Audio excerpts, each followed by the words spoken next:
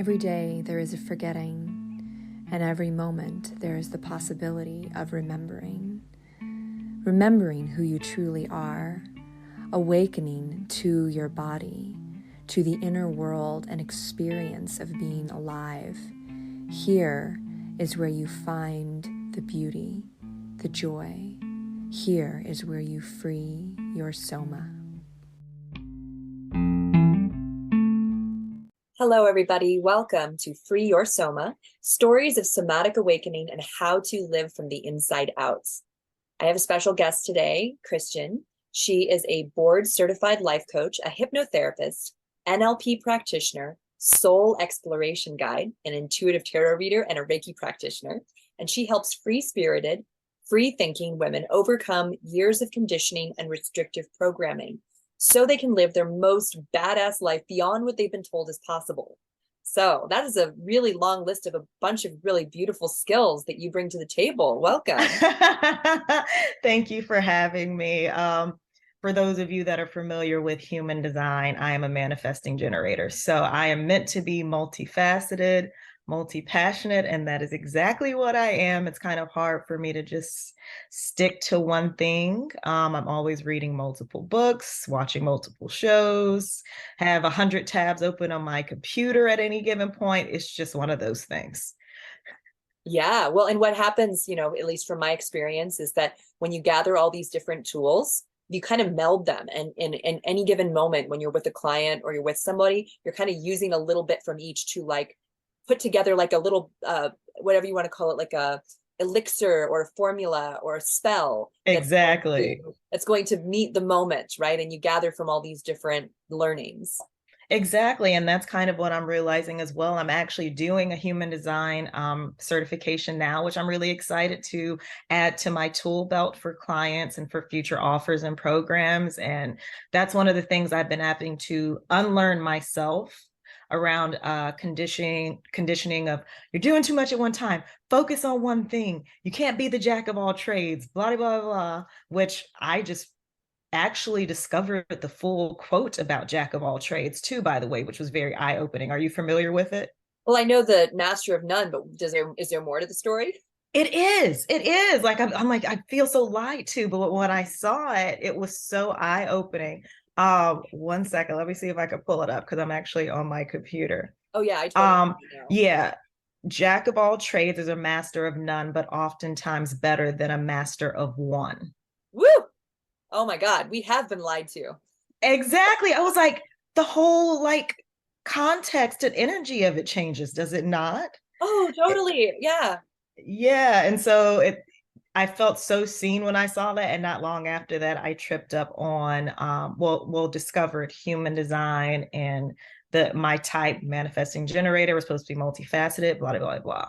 So that's something I'm learning to let go of, just following my joy, following my intuition, and just loving how I'm basically creating my own cosmic brownie of what my thing is, because I'm here to create something new. That's another thing in my chart as a manifesting generator. That's what we're meant to do, is redefine what's realistic.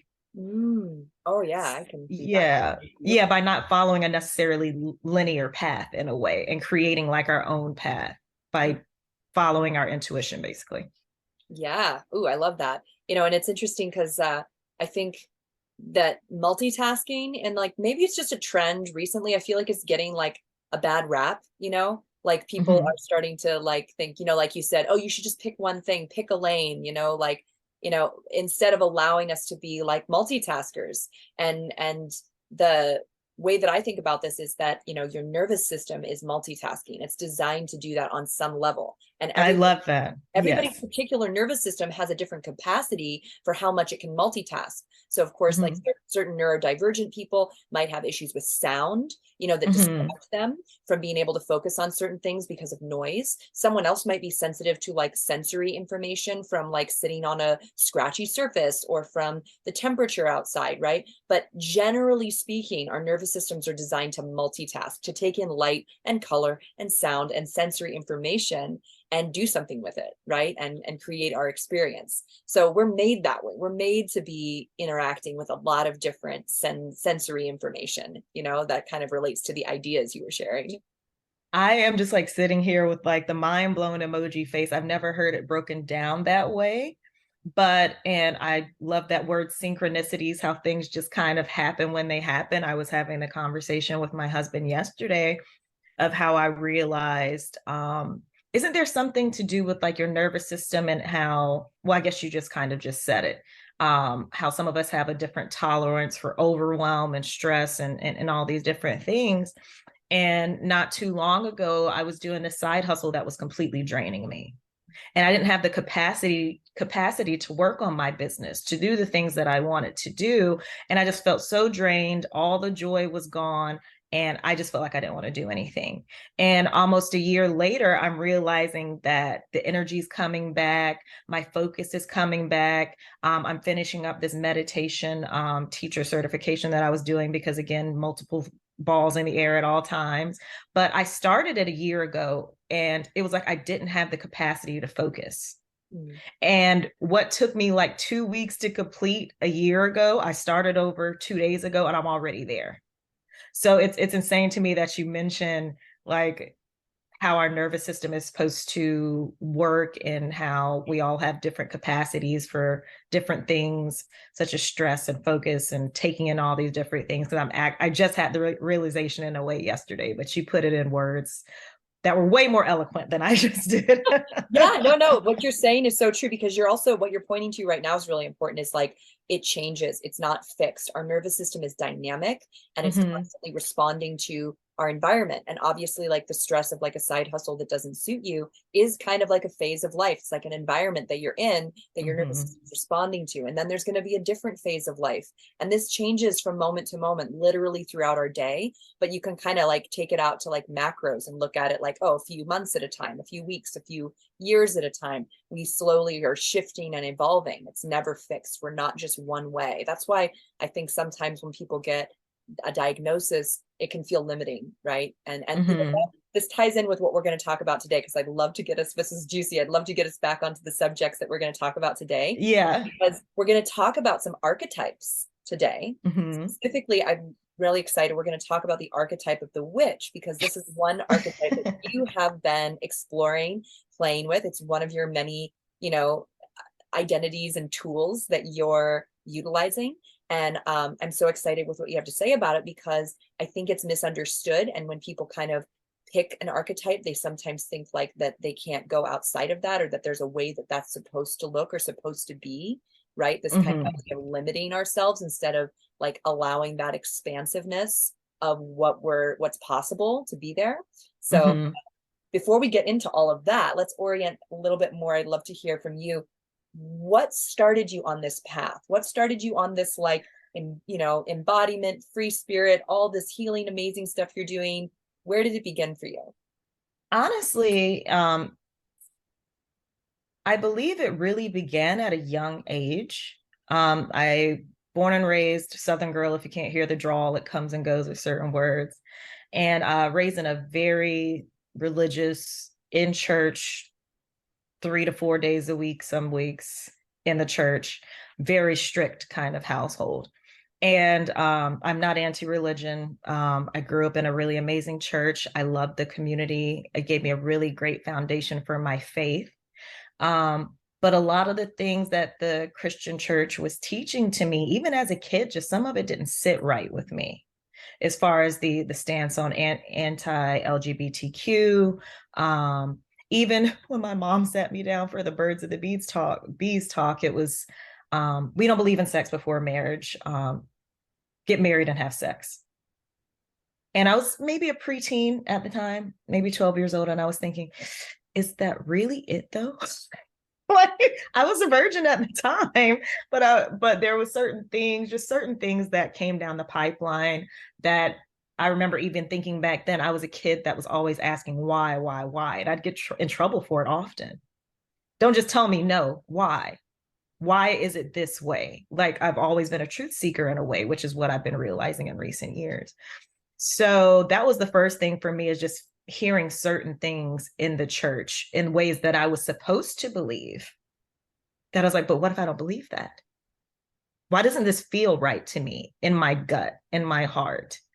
And then moving into that, when I was younger, not even 21 yet, I was actually on America's Next Top Model on, it was like season, I don't remember what season it was. It's been too long.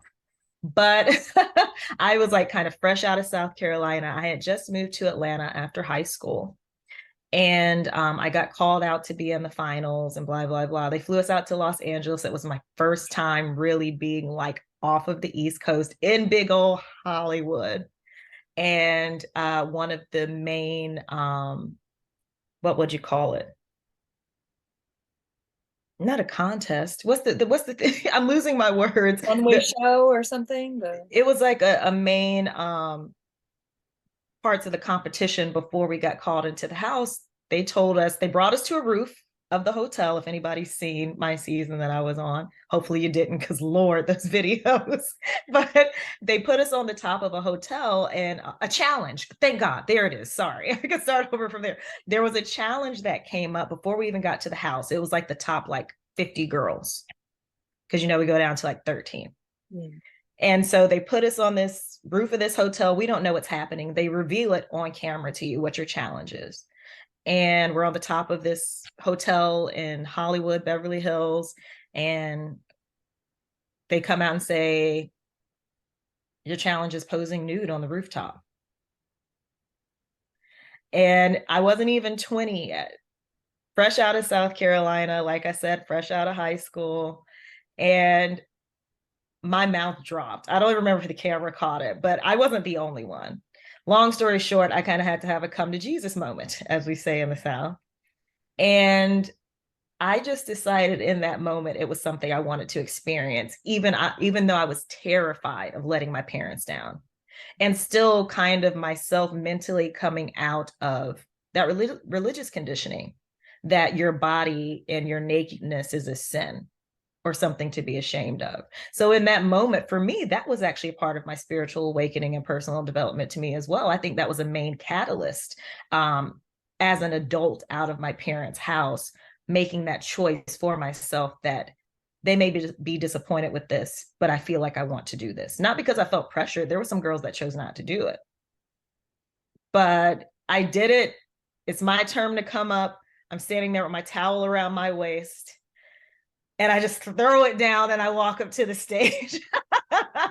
And the breeze is blowing and the sun is shining, beautiful LA weather.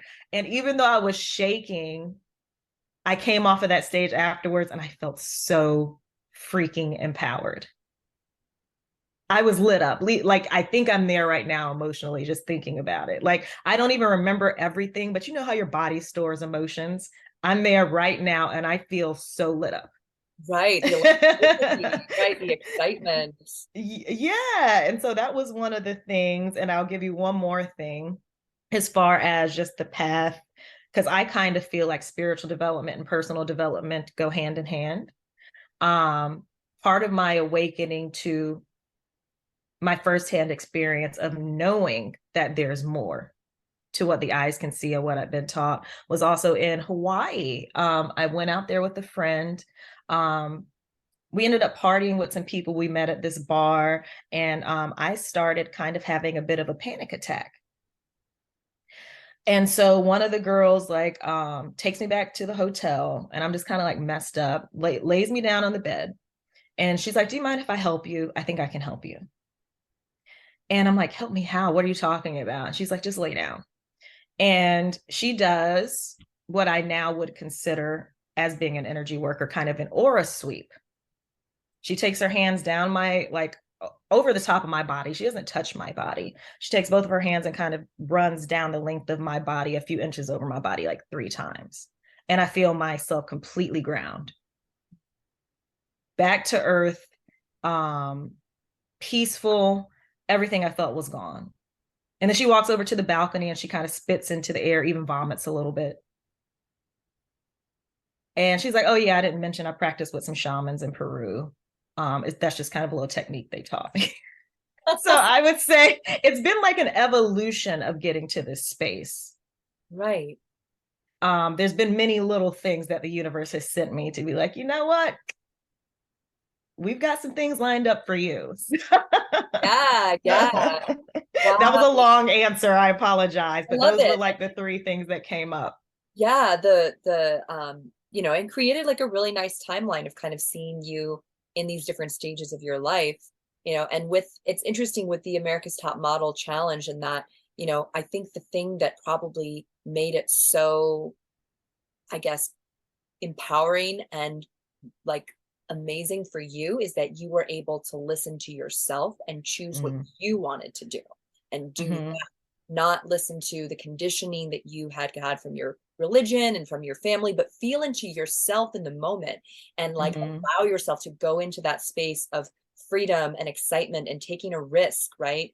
And I think that it's funny because it shows how like another woman could do the exact same thing and it could feel exploitive to her because she's not actually Mm-hmm. listening to herself, right? That maybe she did it because she felt pressured, but that was not the case for you. You actually felt like you were listening to yourself for the first time and doing something like really radical and different compared to what you had, I guess, been grown up thinking was possible for you, right?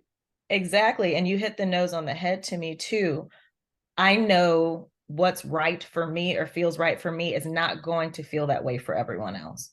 Yes. The women that decided not to do it, I didn't see that as, oh, you're not ready or you're not willing to do what it takes. If that didn't feel right for you, that's fine. But then also there's the flip side of, what if I am that woman that likes to be naked or likes to dress or be scantily clad, as the old folks say? Like, and I think that's also, as we lean into talking about the witch archetype, is um, the idea that everybody's path is meant to look different. We're not all meant to be fit into a box. We all have our own unique light that radiates differently from one another, and that's the way it's supposed to be.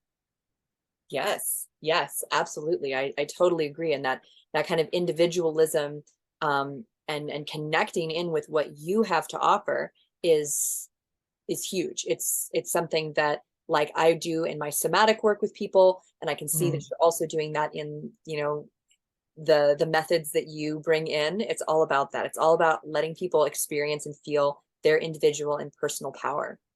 So, Yeah. uh, how do you define witch? Like if we're talking about the witch archetype, what does that mean to you? What do you think of Oh the word? man, I swear this is a rabbit hole that I've really enjoyed exploring and just reading about and researching for myself outside of the biased religious sources and the propaganda. Um, but the witch archetype for me, she's so much, and this is honestly nothing new in my reading. She's made her appearances in the 70s, the 60s. It always comes back around, but now specifically for me, she's a representation of who I feel myself to be in my fullest authenticity and power. The witch and the archetype of the witch isn't worried about social conformity or fitting in or people pleasing or judgment or criticism. And oftentimes the witch is the activist. She's the person, or I'll say the being, because a witch is not necessarily um, focused on the gender binary. The wise one is typically what the word witch means. It just simply means wise one. But she's typically the activist, someone that's not afraid to utilize her voice and speak up and like shake shit up. So with all of that said, the witch archetype to me, leaning into that essence of what the witch means, is really reclaiming that power that was demonized and saying, hey, I don't need to look like what you think I need to look like. I don't need to lean into this patriarchal feminine archetype that you've said that I need to behave like or speak like. Um, it's just this all-encompassing energy of just standing in your power and your sovereignty, regardless of what other people have to say. Yes, and there's a compelling nature to that. I think, you know, with a lot of times with these archetypes of the witch, we think of like a woman casting spells or, you know, enchanting. Oh God. Right? Yeah. But you know, the power that you just spoke to, the person who's standing up, there is definitely like an enchanting quality to that. There's, you know, that compels people to follow in some way, whether it's taking action in their own lives or taking social action, or, you know, standing up and joining and saying, yeah, you know, like this, there's a movement here. This is, and that's kind of another way of looking at the idea of like spell casting or enchantment, is that you're inspiring people through your own example, through your personal power, to experience something new, to experience something novel that is otherwise unavailable. Exactly. And I don't even remember exactly when I started researching or what got me into it. It might have been a woman that used to read for me a while back. And she was just holding a piece of my jewelry. And because she liked to kind of like hold on to it for energy. It was one of the first times I sat and read with her. And she's like, "You're kind of giving me witch energy." And she said it. And I was like, you know what? Actually, that feels pretty good. And then also, again, going back to conditioning and misinformation, my mind goes to, wait, is that a bad thing? And then I think it kind of started snowballing from there, me just doing my own research on exactly what does it mean to be a witch? What do they do? Like, because what we've been taught specifically, I believe, in the Christian church, is that the witch is this hag, this evil person that does mind control and kills babies and has fornicates with the devil. And it's not that at all. It's not that at all. I can tell all of you listening from all the reading that I've done, when you're reading from an unbiased source, it is the complete opposite. Yes, yes. So then what does a witch look like? Especially say like a modern witch. Like what does a witch look like these days? Well, the thing that I'm realizing, and I just finished a book, a really powerful book, Witches, Sluts, and Feminists. I believe the author's name was Kristen Soleo or something like that. She speaks to it, but it was a very eye-opening book for me. Yeah, Kristen Soleil, I believe is her last name. But in answering your question, the witch looks like you and me. There's no set look or type that makes a witch a witch. Like, to me, media and religion has kind of had their grip on it for generations, thousands of years, actually. But it's interesting to me, especially with the quote unquote divine of the rise of sorry, I'm having trouble talking today. Still jet lagged. With the rise of the divine feminine in like the spiritual circles and like the healer circles, seeing it getting more popular now and people playing with the archetype of the witch and becoming more informed on what that actually means. I feel like some people get stuck in this idea that, oh, I have to put on all black and wear black fingernail polish and wear black lipstick and wear pentacles on my throat and blah, blah, blah. And at the end of the day, that's only a small aspect of it. You don't have to look a certain way to be in touch with your inner magic. That's what more about what it is for me. You don't have to cast spells to be in touch with your inner magic. You don't have to even call yourself a witch to be in touch with your inner magic. And getting outside of that stereotype and how you think it's supposed to look is of the utmost importance when it comes to living authentically, which is in fact your magic. Does that make any sense? Oh, yes, totally. And I mean, I kind of had this image of like, you know, maybe some really, you know, lots of interesting dark makeup and big cat eyes and like drippy, you know, black jewelry. And she's like half covered in mud, you know, doing some kind of like ritualistic dance. And then there's also like the girl sitting in her sweatpants, like on her couch, you know, lighting like a little candle from like TJ Maxx, and they're doing the same thing. They're both getting in touch with their inner magic, and they're both connecting to like their divine, you know, their divine connection to power. And it doesn't have to look a certain way. You don't have to be in a particular environment with a certain set of aesthetics, right, in order to access that. Yeah, and you just hit the nail on the head again with that. To me, again, whether it be spiritual development, personal development, which correlate with one another, it all goes hand in hand. The thing that I'm not liking that I'm seeing is people being so focused on aesthetics and not the inner work, the root and cause of your problems. And that's why nothing's changing. You can you know, do the spells with the pink candles and the rose petals and the black salt, and I think all that stuff is very pretty, but a lot of people are missing the point. This is about the energetics, about who you are at your core, about the identity work, about picking apart, excavating those unsupportive beliefs and restrictive conditioning, and why you do what you do, and illuminating and shining a light on your traumas.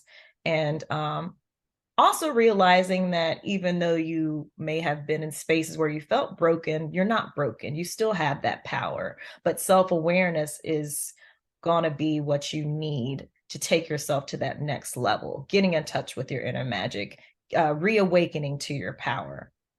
Yeah. So yeah, the aesthetics are such a small portion of it, but even with that, there isn't any one set look for a witch. Patriarchal society has told us that there's one set look for a witch.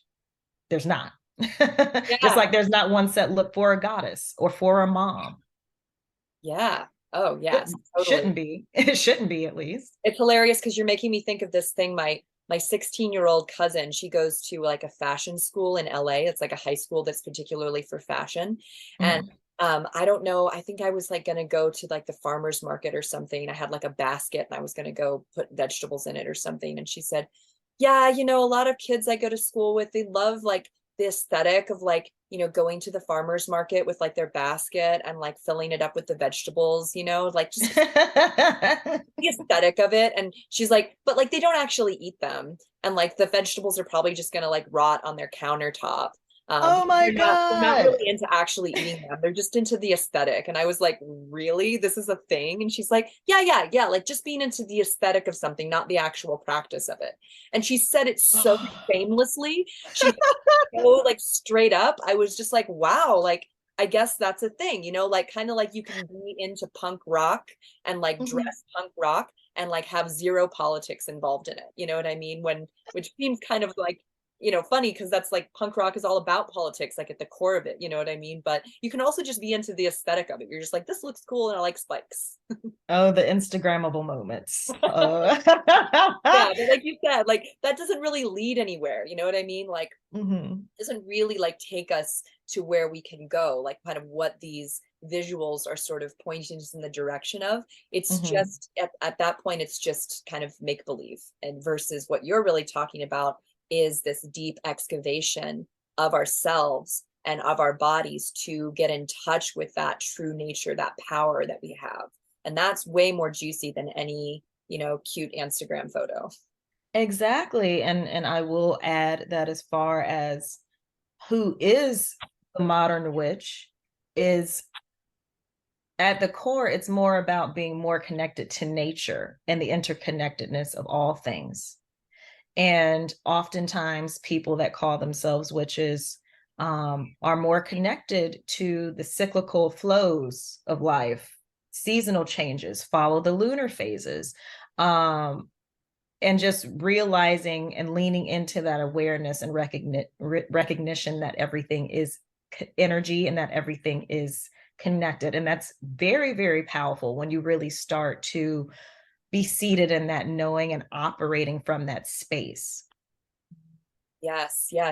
Well, this leads me to another question I had for you, which is, you know, how does magic, because some of what you're describing, this connection and feeling into this connection and being able to like do something with that power to create, you know, the life around you that you're interested in seeing, to have that ability to instantly like manifest a new perception, right? Or a new way of experiencing your life, right? So how does the practice of magic involve a connection with your inner world, right? And with your body? How are those things connected?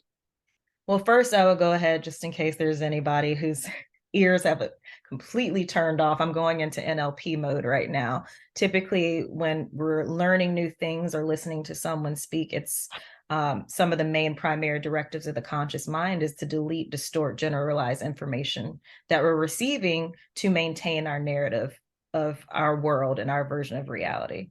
So I don't want anybody distorting these words here, although it might be happening if they're like completely just like blanking out right now. I would go ahead and just define magic for me and typically for people in these realms as intentionally manipulating energy for the greater good. We're not talking about love spells, taking away anyone's free will.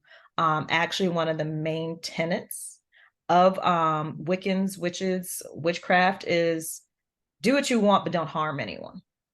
A lot of people don't know that. And spell work isn't even really my thing. We can get into that later. But when I'm speaking of magic, I'm speaking of just the overall collective energy, creative energy, life force energy that's available to everyone. And with that, a lot of people see magic as being so woo-woo, right? And even with me being in this space and playing with Reiki and loving tarot, that's my divination tool of choice, I'm still very skeptical and analytical. I have to see some science and some proof. I'm not just going to sit here with a crystal and just like think that it's just going to work on its own. I'm very much, this needs to be a holistic experience. Okay. Just throwing that out there. But I believe in regard to how magic involves, I believe you asked me, magic involves connection with the inner world and the body and everything. So science, one thing that I'm loving is that science, it has proven and is proving that everything is energy, right?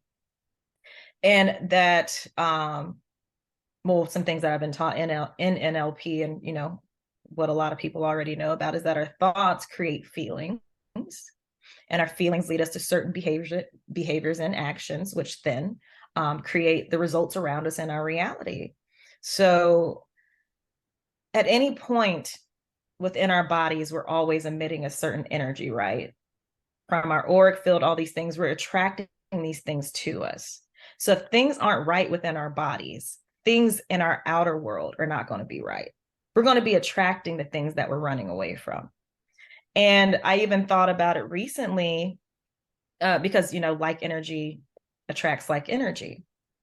And also I was thinking about it recently. And as I've been deconditioning from some of these religious beliefs and things and shame around sex and pleasure and joy, I ran into the phrase of the Dantian in Chinese medicine. Are you familiar with it? No, tell me. The space in our abdomen around our solar plexus, sacral, and root chakra that holds and attracts and creates life force energy. Why is it that in patriarchal society, we're taught to feel so much shame and self-loathing around sex and our pleasure? But in Eastern medicine that has existed for thousands of years, they know and they're teaching that this is the space from which everything is formed. Our creative energy, our joy, our pleasure, our confidence. So when I think of that as magic being energy and everything that's happening within us is happening without us, there's got to be a balance. I don't know if that answered your question, but like our body is our temple, is where our soul resides. And if within our soul, we're not doing the work, we're holding on to these traumas, we're not doing the personal development work, we're not trying to release things, process things, we're ignoring our feelings, we're going to receive more of that. So at any given point, that magic and manipulation of energy for the highest good becomes blocked and dysregulated. Like similar to our nervous system. That's kind of the way I look at it. I don't know if that was a roundabout way of answering it. No, it totally does. And I love that, you know, what was the word again that you said for that space in our abdomen?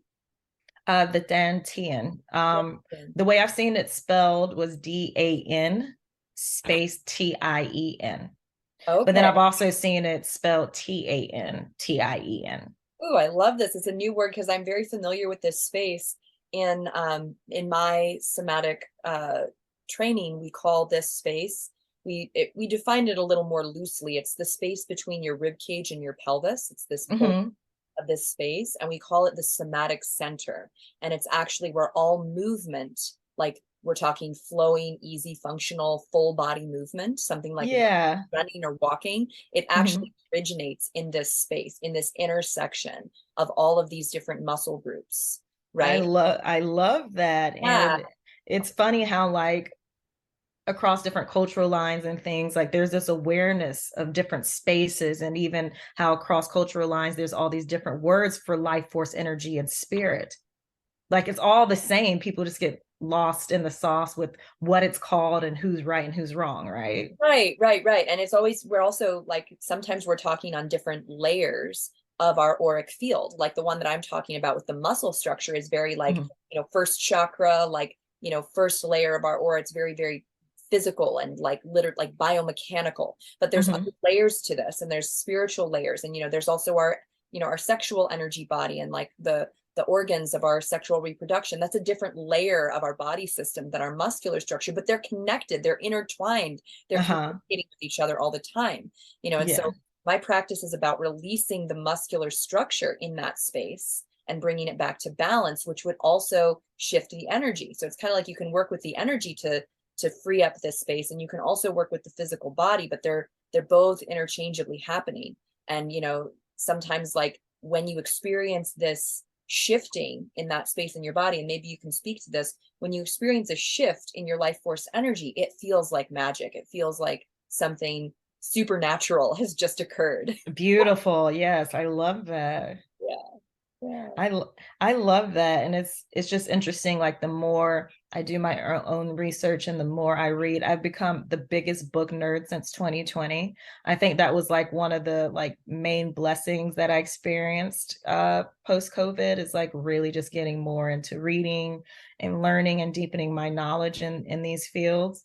And yeah, it's really interesting. But when I tripped up over that phrase of the dantian and that space in the abdomen, I was like, it's amazing how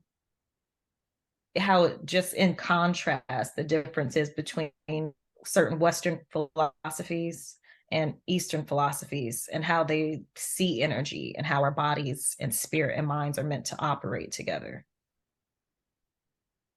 Yes. A teacher of mine recently, he said that he was, I don't know, he's a somatic educator, is one of my mentors, and he asked like a acupuncturist or some kind of Chinese medicine doctor who's sort of like vetting him to see like if it was going to work to work with him. And he said, which comes first, your mind or your body? And he said, both at the same time all the time. And he was like, yes, you passed the test. That's the right answer. They're both at the same time all the time. They're always together. There's not one before the other. We sometimes think that there's one before the other, but they're always simultaneous. It's about whether our mind is the first thing we notice, or our body is the first thing we notice, because maybe our awareness is going to be one before the other, but they're always together. Yeah, that's an interesting way to look at it. I love that. I don't think I'd ever really considered that. But thinking about like when I've had my own experiences in like a Reiki session or something like that, and I guess, yeah, you can't really have the awareness without the brain being there, but then you wouldn't feel it if the body wasn't there. So I could see like, I could see that. I just love how somebody could say something and like a light bulb goes off. So that's kind of what happened to me just now. I'm like, oh, that is so true. Yeah. I mean, that's what's so great about this podcast, is we get to talk about these things and discover along our way. Part of what I wanted to talk about today, because you've mentioned this a little bit before, was unresolved trauma and the way that our unresolved issues and the conditioning that we carry, right? Because I think, trauma is such a loaded word, and sometimes we're talking about trauma But really what we're meaning, kind of more neutral word is like the conditioning of the nervous system to respond to life in a particular way based on some past experience, right? So we could say trauma, or we could say conditioning. We're kind of talking about the same sort of thing at the end of the day, just varying degrees of intensity, right? Yeah. But how does that affect or impact your ability to actually be in touch with your magic, or even to utilize it, to actually use your magic for the greater good? I might need a minute with this. But I guess intuitively, the first word that came to me was shame and sadness, and how those can ultimately be those lower vibrational energies that block you from your up leveling, your ascension, and your healing, whether it be physiologically or psychologically. And also, something that resonated with me in recent years was the concept of the witch wound. Are you familiar with it? Oh, please go on. So this can get a little woo woo, but I promise I'll link it back to a little science. But I guess when I think of traumas, conditioning, impacting your magic, it makes me think of impacting magic being directly related to who you're meant to be in this life. Because your uniqueness, your light is your magic. That's nobody else's but yours. And for me specifically, it has been coming up in what us witchy girls like to call the witch wound in certain circles. And typically it's related to the ancestral trauma living in your DNA that incites illogical fear in a way, like you're feeling it, but you can't place it.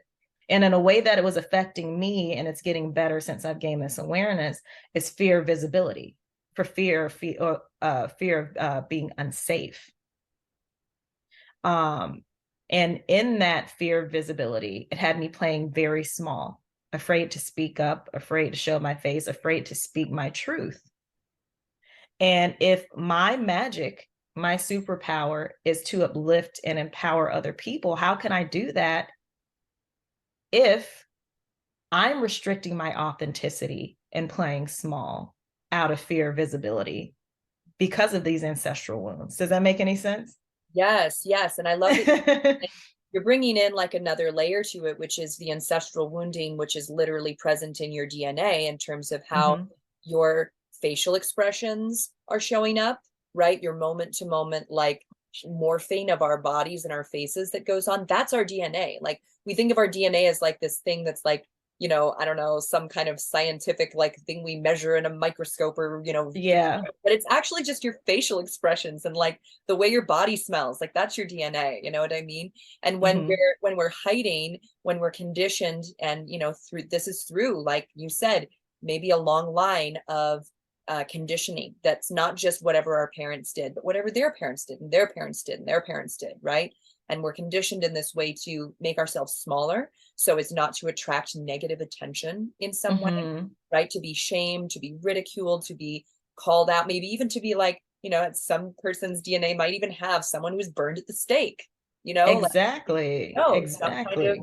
some sort of serious like wounding that may be present, right? Of course our bodies are going to want to hide us to protect us, and so that would be literally in how you physically show up in the world, how you are when you stand up, I don't know, at like a networking event and share what you're up to, or talk to somebody on a discovery call. All of that is going to be present, and I think you said it really beautifully in terms of the the wounding keeps you from being able to do what you're here to do and share your magic. And what it sounds like in so many ways you do is you actually help activate other people's magic. You help them discover their magic, right? And that's Yes. such a beautiful thing. You wouldn't want to deprive the world of that. And so Oh yeah. Oh, most definitely not. And for the people listening, this stuff is not all woo woo. Go look up epigenetics. Have you been reading? Are you familiar with epigenetics? Yes. That has been so fascinating to me. I picked up the book. It Didn't Start With You. It's a book on intergenerational trauma. That's been very eye-opening, and I finally got Becoming Supernatural, Joe Dispenza. Oh, I haven't read that one yet. I've heard great things about him. My mom really likes him. She's been talking about him for a while. I haven't gotten on board yet. Yeah, definitely get on it. But I just love when spirit is meeting science now in these realms, and they're saying, hey, we're still a ways off, but we are connecting these things now. Because to me, that's honestly where the magic is in this life. We're meant to have doctors and medicines and tools, but we can't just be diagnosing and treating the symptoms when we're missing the root problems at it. The level of the body, the level of the mind, the level of the emotions. We should be working with all of these things together. I would never tell somebody that had just been diagnosed with cancer to only do Reiki. Right. When they have the option to have the tools and go see the doctor and see what the doctor has to say. But I also don't necessarily agree with people just pumping poison into their bodies and they're forgetting about the energetic and spiritual space. Right. And those energetic and spiritual tools are going to actually help their body handle the toxicity of the chemo that may also be part of the formula in saving their lives. It's better to do both than to than to just do the poison without something that's also going to soften that blow. That's all. Exactly. And I'll add in one more thing. Again, this word magic we keep using. I feel like I was feeling led into the aspect of people's life purpose. And if you're continuing to let your conditioning and trauma hold you back from your magic, which is a part of your life purpose. And in general, as I'm studying the gene keys in human design, something that I read that I loved is literally like your life purpose here is to be radiant energy, to be light. And how can you do that if you have things holding you back? If you have certain things that you aren't willing to face, certain fears you aren't willing to let go of, how can you be that and fulfill what you were here to fulfill? Like if you're impacting your magic, if you're not working through these unresolved conditionings and limiting beliefs and traumas. So it's pretty deep stuff, but also it can be pretty simple when you start to think about it. It's interesting, like that paradox. Yes. So let's get into this a little deeper. Like, what are some of your tools for the things that you mentioned for transforming these the conditioning? What are the things that you utilize in your practice when you talk about letting go of the conditioning that's been ancestral or the conditioning that's been in this life with the religious stuff? What are the practices that you actively do? Again, holistic. Energetically, I've been loving Reiki. That was one of the best decisions I ever made. My best friend from high school actually was the catalyst for me with that. She got attuned to Reiki, and then I started taking her class. So that was a really beautiful, eye-opening moment for me. And I give myself a daily self Reiki, like every night, sometimes in the morning, but typically when I'm falling asleep, I just place my hands on my heart and my stomach. So I'm kind of giving myself like a little sleepy dose. And then mentally, though, hypnotherapy has been such a blessing. I honestly thought it was a crock of shit for a minute. excuse my language. But and I'm still looking to like for more research and things like that. Cause like I said, I love to see hard evidence. But even in that, just the firsthand experience of slowly recognizing how my thought patterns are changing and seeing certain negative feedback loops falling away, certain patterns that weren't serving me falling away, and even noticing like, oh, those shame spirals I used to fall into aren't lasting as long as they used to. And it's interesting how like it actually works. I didn't think it was like a thing, and a lot of people don't realize that hypnotherapy is very similar to meditation, just the intention is different. You go into the same type of brain waves, into theta waves, as you do a meditation, and it puts you into a more relaxed space to be able to bypass that monkey mind, the analytical, critical thinking factor, that anytime you tell yourself something good about yourself, it's automatically deflected by your ego or by your childhood wounding, you know? So I do self-hypnosis. I've done hypnosis with other professionals as well. And it's not a magic pill, but something that slowly happens over time. Yes, and there's an aspect of like reconditioning your unconscious mind is what I've kind of understood hypnotherapy to be able to do. And Yes. it's so fascinating to me. You know, I've recently started doing more, 'cause my past was I was a yoga teacher for many years, and then now I'm a somatic educator. And now I'm starting to blend the two more. I'm starting to like kind of bring them together. And with that, I have really started to honor and respect the way that body practices, like you said, meditation, but also hypnotherapy, which I count that as a body practice. I mean, some people have a bunch of, you know, mental energy because you're just, you know, sitting still, but there's a whole element to like your breathing and your eyes and all of this when you're doing hypnotherapy, right? So it's body practice, but body practices like this, including the somatic work and the yoga, you know, they take us into this altered state of consciousness where we are more vulnerable, where we're more susceptible and open to conditioning, right? And I remember reading this, and I can't remember where at this time. I'm sure somebody listening probably knows what I'm talking about. Maybe you do. That when we're children, we're living in kind of an altered state of consciousness from the time that we're like born until we're like 7 or 8, or maybe even beyond that. Yes. We're in different Yes. brain waves where we're more susceptible to conditioning. And that's actually how we get this conditioning, this, you know, layers of beliefs and patterns that are not really us, but they are something that we received and we internalized at one point and became part of our makeup, of our like thinking and our processing, right? Well, when you go into these altered states, like you're talking about in hypnotherapy, you're getting a chance to reprogram. And like you said, it doesn't happen instantly. I mean, of course, I always have those clients who have some breakthrough moment, you know, and like things really shift really quickly, but not everybody's like that. And sometimes it does take consistency to make long changing like differences in the way that you've been operating. So I think that's really powerful that you can do this for yourself. Self-hypnosis, you said?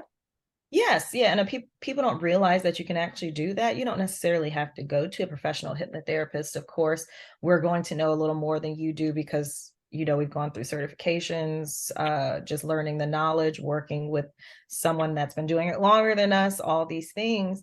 But you can totally do self-hypnosis just simply by like making a voice memo on your phone and playing it back to yourself. But I mean, even again, to those who may have completely blanked out because hypnotherapy sounds way too woo-woo and there's no science behind it. If you think about it logically, if you're continually telling yourself something, whether it be good or bad, what do you think is going to happen to your brain and your body? It's going to absorb it, right? So in hypnotherapy, the same thing is happening. We're just setting the intention to like plant seeds of some more supportive beliefs, more loving thoughts. That's the intention that we go into it with. And specifically, if you're listening to it every day, logically, what is going to happen? Yeah. It has to happen, right? It has to begin to shift. And there are some things that can shift in one session. The man that I trained under, he quit smoking. Like, I think he had like a multiple pack a day habit for years, quit smoking in one night. But then with certain other things, I think like really deep seated, like ancestral beliefs, things like that, really deep, traumatic, unsupportive beliefs, it can take a little longer. Even myself specifically, as I've been shifting more into, I call her boss bitch Christian, CEO Christian, from worker bee Christian into I am an entrepreneur with a successful business. I'm a life coach. It's taken some time for me to get comfortable in that identity because old Christian was completely different. But hypnotherapy and the repetition of those thoughts and those beliefs and supporting myself in that mindset work has been like a really lovely evolution and awakening to that identity where I know I belong. Yes. Yes, this is so beautiful. I love it because you're talking about getting more full up with the magic that you are. Exactly. And we've all got it, our own particular brand of magic. It's just a matter of reconnecting to it is what I like to say. Right, right.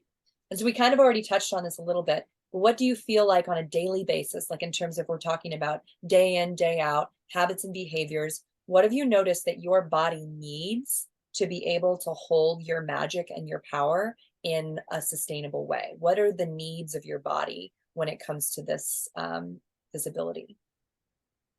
Ooh, first thing that comes to mind of lots of water.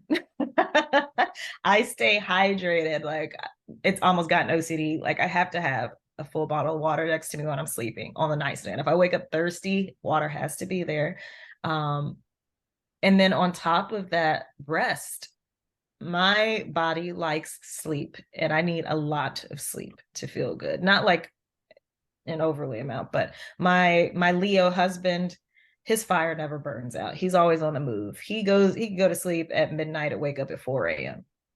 Meanwhile, over here, typically I aim for about 7-8 hours of sleep every night. Honestly, some seasons, and I'm learning to also listen to my body as we talk more about somatics and all that.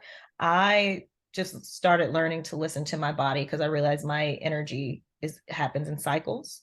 There's some days when I need 9 hours of sleep. And then there's some days when I'll wake up and it's been 6 hours. And I'm like, oh, okay, that's fine. We're up.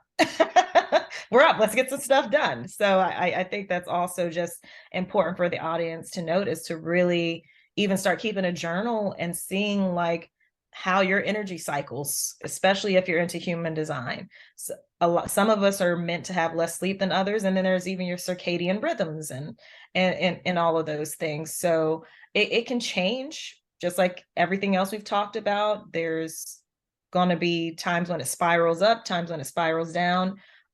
What I want to eat changes. I could eat salad 3 days straight, and then I don't want a salad for like a month. But water and rest are the things that have really been really supportive for me, and just feeling like the best person, and also my environment. I don't have a lot of drama in my friendships, my relationships, my marriage. So back to epigenetics. Your environment and the people that you encounter do and will affect your energy, even how your genes are expressed.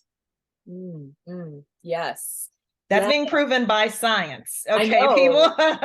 Well, I mean, because I've been learning a lot about our microbiome, and we think of our microbiome as like our gut, and yeah, there's a lot of, in our colon is like the highest concentration, but it's actually all over your body. It's like, it's in the molecules coming out of your mouth when you breathe. And when we're in an environment of any kind, we're receiving the microbiome of that environment. We're receiving the bacteria and the information from our environment. And it's so good. And it's blending and interacting with our microbiome. And the same thing with people and animals. If you're around somebody who has a healthy, strong microbiome, you're going to be impacted by that positively, and if you're around someone who has a weaker, more, compromised microbiome, you're going to be impacted by that. But the good news is they're going to be impacted by your slightly healthier one. Interesting. Yeah, I don't think I'm familiar. Oh, yeah. Sorry. Yeah, I didn't mean to speak over you. I don't think I'm familiar with, I've seen the word microbiome, but I wasn't exactly sure of like exactly what it was. It's just all the microbes that are living on and in your body and influencing you. I mean, it's crazy. It's a whole rabbit hole. I'm probably planting a seed right now. This will be like the next leg of like part of your discovery pattern if you haven't gone there yet. Oh man, yeah, my mind is constantly moving. I have an Amazon list 2 miles long of books to get to, and it's exciting and overwhelming at the same time. But I think it's interesting as far as that. I keep going back to human design because that's the certification I'm working on now. But it's similar to that. In human design, we have certain energy centers that we're meant to pull from and how we operate and move in the world. To like, I guess in a way to help you operate outside of societal limitations. And in that, there's the concept that your energy can impact and does impact the other people that are around you. And where your centers are open, which are like less defined, less consistent energy, if somebody in the room with you has those centers defined, you can borrow energy from them. Mm-hmm. So that's kind of what you made me just think of when you were speaking on that. Yeah, totally. Like someone else could have a certain configuration of microbes that you might be missing. And so literally in their presence, you feel a little bit different. Your biology is being impacted just very slightly, especially if you're spending a lot of time with them. I mean, the perfect example here would be like a life partner, someone that you're, kissing and smooching on, because what better way to get microbes than, but Exactly. but yeah, so then of course their um their microbiomes impacting yours. The microbes that maybe you had an abundance of that they didn't have any of are getting exchanged and moved around. And I think honestly, that's how people end up like looking like their partner. You ever hear that when you're like with someone long That time, is so start looking like each funny. other? Yes, yes, I have heard that. That's an interesting way to look at it. Again, I just love the way everything starts to work together and support one another. The more we talk about these things and the different schools of thought and different modalities, like everything supports one another when you start like getting deeper into all these things. Yes. I'm brought back to what you said earlier about, magic and being a witch is about connecting with and seeing the interconnectedness of things, seeing this fabric of how everything is woven together and connected.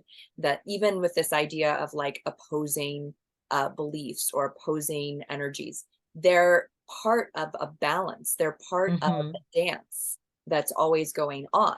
Like as just when we even look at it like as negative and positive ions, like all these things are dancing and balancing each other out. So even opposition is collaborative at the end of the day. Oh, yes. It makes me even think of like the law of contrast. We wouldn't have happiness without sadness. We wouldn't be able to recognize it. Yes. And we wouldn't have light without the dark. You can't have, if you were never angry, you wouldn't know what not being angry felt like. If there wasn't some chaos, you wouldn't know what peace felt like. Yeah, freedom. If you wouldn't appreciate or understand freedom if you didn't experience restriction and limitation. Exactly. I think the more I learn these things, the more I lean into some of the ancient wisdom, it's made me a better person, because even in that knowing of everything being interconnected, everything that I recognize in myself, I can recognize in others. And even at times, as uncomfortable as it can be, and people hate this one, the things often that we're so triggered in by other people or that irritate us about other people, we're recognizing it because it's an aspect of ourselves we haven't made peace with yet. Mm. And then even something as simple as me knowing that if I say something hurtful to that person, that energy can come back to me. Or if I do something hurtful to that person, I completely believe in things coming back tenfold. And then just being a good person, knowing that the good things that I put out into the universe are helping and uplifting the collective. Yes. And I think that is so healing when we start connecting with the interconnectedness, with the way that everything is working together. It's healing because we realize we're not alone. We realize we've never been doing this alone, right? Mm-hmm. Also realize that everybody else is on a like journey themselves. They're on a similar path, even if it's a radically different style. It's still this way of contending with whatever you arrived with, and learning to move with that and move around that and negotiate that from day to day. Right? I'm laughing so hard because I was talking with one of my girlfriends not long ago. I was like, I hate being so mature and open-minded and good at perspectives because I have a hard time staying mad at people. I hate it. I hate being the bigger person all the time, like, and just being in this field of work and personal development. And my arms always are like open to people. And my mind is always, I'm always attracting people that want to tell me their problems, and just that healing energy attracts that. And it's just interesting to me, like anytime somebody lashes out at me, or even if somebody cuts me off in traffic, oh, maybe they're like rushing to meet their dad at the emergency room or something. It's always a positive reframe or something, or I'm always just thinking, you know what, that person's doing the best they can with what they have right now. I can't even be mad. I'm gonna be mad for 5 seconds, then I'm gonna go about my day.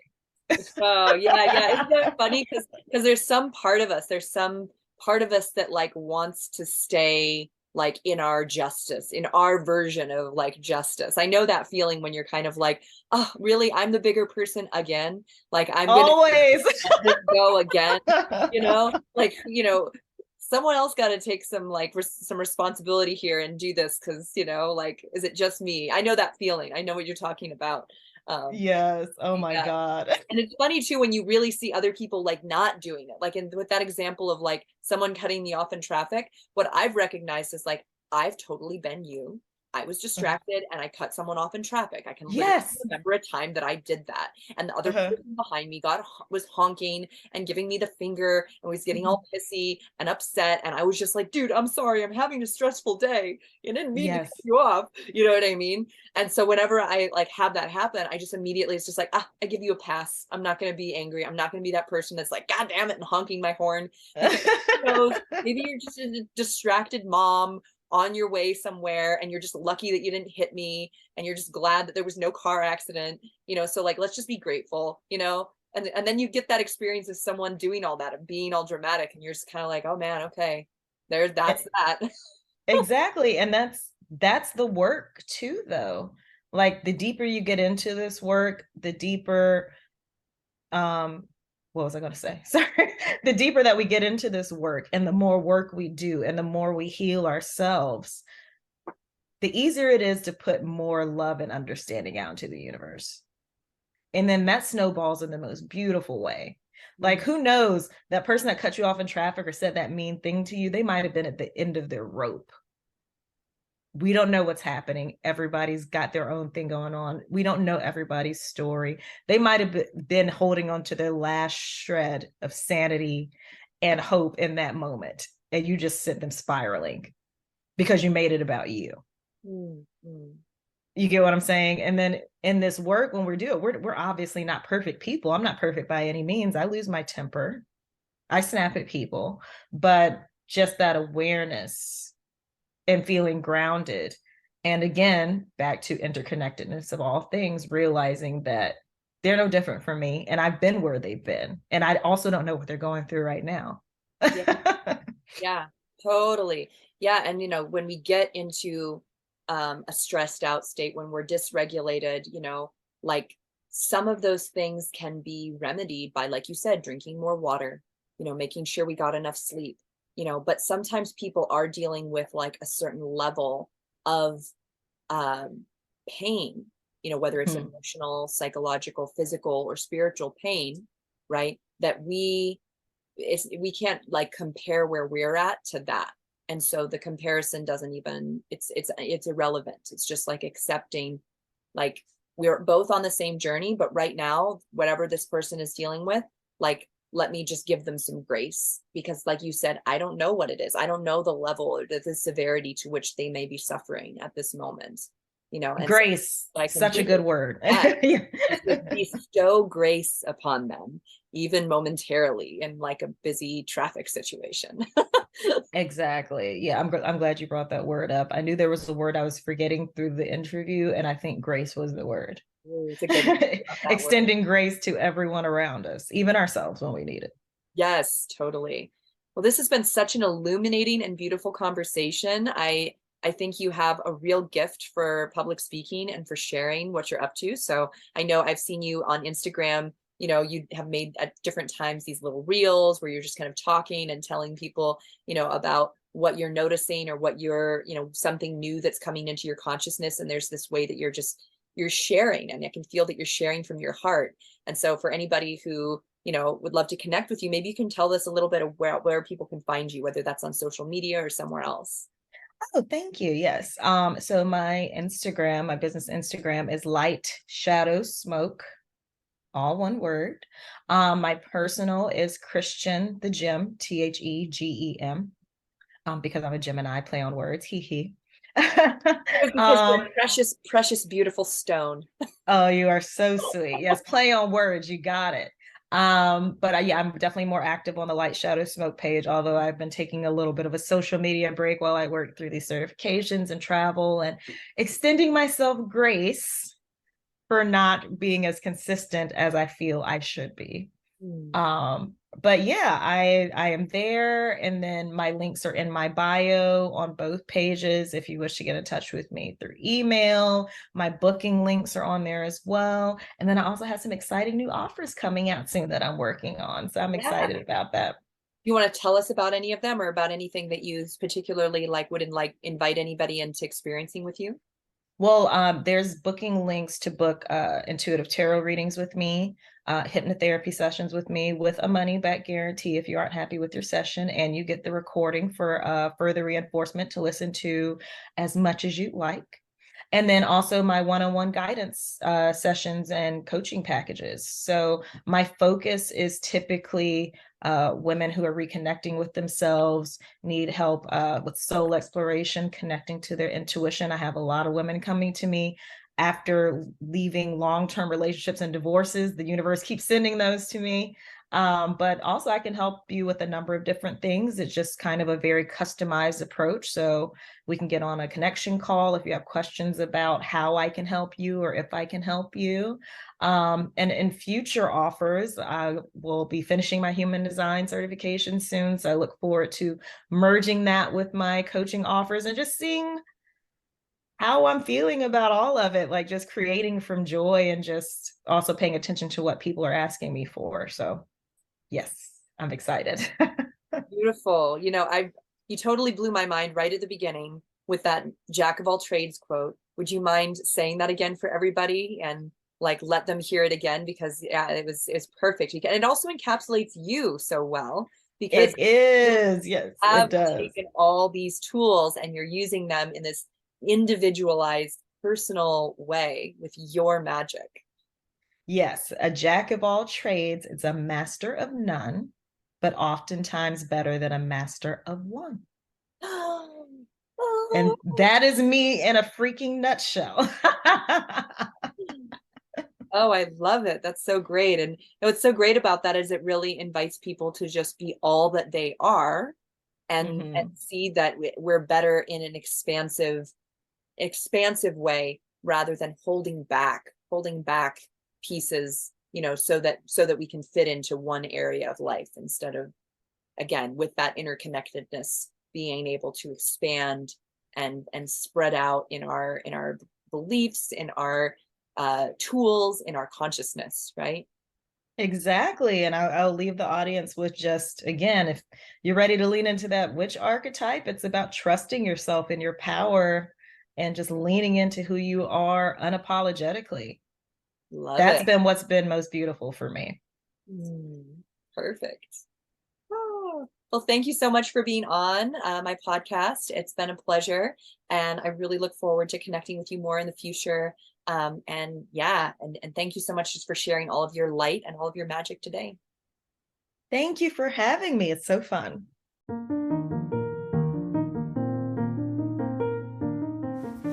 Hello, everyone. I'm Aimee Takaya, and I have an exciting announcement. At the end of September, I will be hosting my first full-length retreat. Somatic Awakening will take place in the San Gabriel Mountains. This 3-day transformational experience will include Hanna somatic movement, hands-on somatic bodywork by my father, William Davis, my cousins, Seiji Oshenza, and myself. We will also explore somatic yoga and mudra practice, as well as an end-of-the-day sound healing to deepen your calm and release. Only 9 spaces are available for full-time participants. Day passes will be available for the Saturday activities. Right now, you can get $200 off the full price of the retreat. So, if you're feeling called into freedom and ease of movement, a peaceful, relaxed nervous system, delicious plant-based meals, and a fresh and enlivened way of being, go to freeyoursoma.com and hold your space. Payment plans are available by request, and feel free to reach out to me with questions or comments at freeyoursoma@gmail.com.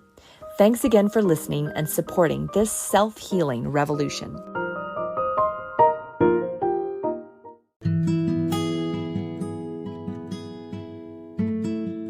You've been listening to the Free Your Soma podcast. Subscribe now to hear more stories of somatic awakening and gain knowledge and tools for somatic living. If you'd like to learn more about me, Aimee Takaya, Hanna Somatic Education, or the Radiance program, please visit www.freeyoursoma.com.